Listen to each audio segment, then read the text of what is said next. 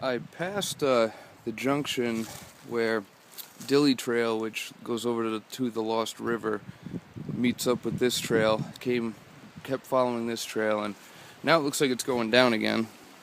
Again, that's where it came up from, and all out there, the path goes down here again, and somewhere out here is that pond I'm looking for. And it's beautiful country out here, but it's kicking my butt. Alright, I found what I'm going to call home tonight, and I noticed this right next to the spot I chose. I think that's from a moose or something. It is pretty big, and up the trail a little bit, I saw some bear scat also. But the thing about right here, it's not on the map, but there's a brook right over here, which is going to be a big help.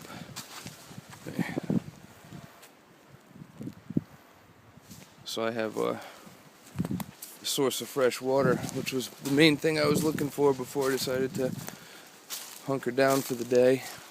And it's all open. You can see sun's coming in here, nice, and I'm just going to find a fairly level spot and set up camp. Got the homestead set up, making some food. Just got to boil the water. More Mountain House. Stuff's expensive, but it's good. Here's my Eureka tent, the inside of it. It's got pockets everywhere. It's the high camp, Eureka High Camp, 4-season. And on the map here, I'm up in this area. I'm not exactly sure where, because what seemed like a pretty far distance was actually only about a little over half a mile on the uphill part at the beginning. I don't know, I'm not too far in. Took a long time to get here because of how steep it was, but tomorrow I think I'll pack up, hike back towards where the trailhead is, and then find another campsite closer to there. There's a pond right on the side of the trail too. I could probably go to the far side of that. It's the morning of the second day. My camp's right here getting packed up. This is the valley I decided to stay in. You can see the hill I came from. The trail continues on down there. The sun's actually just coming over the top of the mountain there, sending some light into this area, warming it up. I kept hearing animals last night, something walking around, maybe a deer or something, but I noticed after I picked the spot I picked right here, because it was sort of tucked away. There was a lot of trees around it, but it was kind of level also.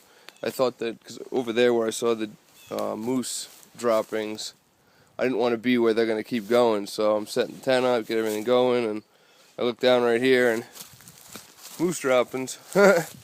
So that didn't really work out, but I mean they're older, so they weren't from any time real recently or anything, but still, the illusion that I had a better spot just got whisked away. Alright, now that I'm a little more awake than I was when in the last scene, I'm going to get some water from my platypus water bladder here. This is a 3-liter one. It's called the Hoser. This is the stream, the brook I'll be getting the water from. And this is my Katadyn water filter right here. This thing's supposed to be good for up to 13,000 gallons, I believe. It's got a... It's supposed to filter out Giardia, Cryptosporidium, all that stuff that gives you the runs.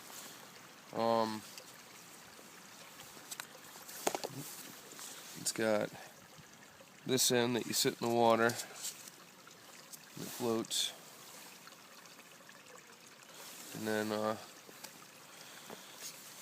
that goes into the bottom part here.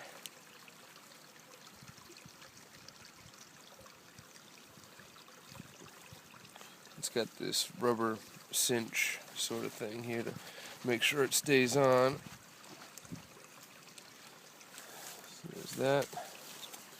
Then we got this side. I've used Friends water filters before on other trips, and on occasion I've gotten the runs from it. This is the only one that I've ever used that I never get any kind of sickness or anything from. It filters out everything. And yeah, when you have to work for your water, it's a little bit of pumping to get what you need out of it. Now this is, make sure I don't lose the ball bearing. This is something else I wanted to show. Inside of it, it's a ceramic element that filters out everything, and it's silver impregnated in the middle, which also helps kill microbacteria. That's actually just the pump. It's in the sides of that. The base just screws on. Inside here is a ball bearing, so it only 2 ball bearings actually, one there, and that just lets the water come in and not go out.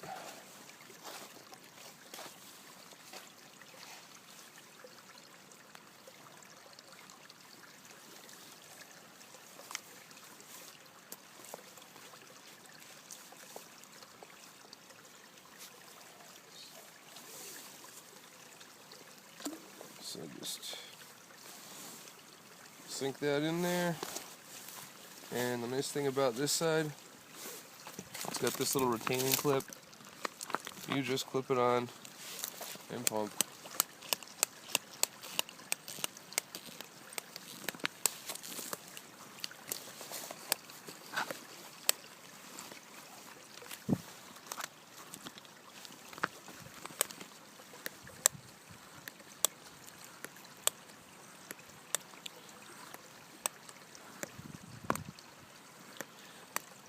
Again, this is something else that's Swiss made, so it'll last you forever. They have newer versions, like I said. The newer ones are just more ergonomic as far as the pump on the top goes and all, but it does the same thing. It's got all the same components. And I'm gonna stop the scene because I'm sure you guys don't want to see me pumping 3 gallons of water. Well, I'm ready to take off out of here right now. I got the site packed up, got my pack all loaded back up.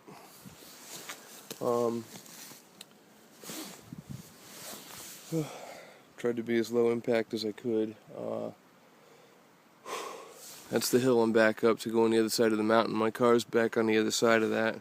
One thing I forgot to mention when I was pumping the water, with those ceramic element filters, you have to disassemble them and leave them out to dry in the sun, because especially this time of year, they'll freeze up. I also have water purification tablets in my pocket for that reason.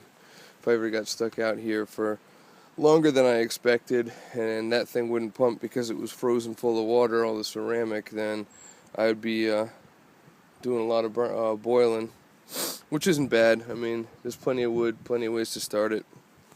I got a Ferrocerium rod, but yeah, using a filter or anything on streams like that, even right where I was pumping downstream a little bit, was more moose droppings, and same with all over this area. So it's a good idea to make sure it's safe before you drink it.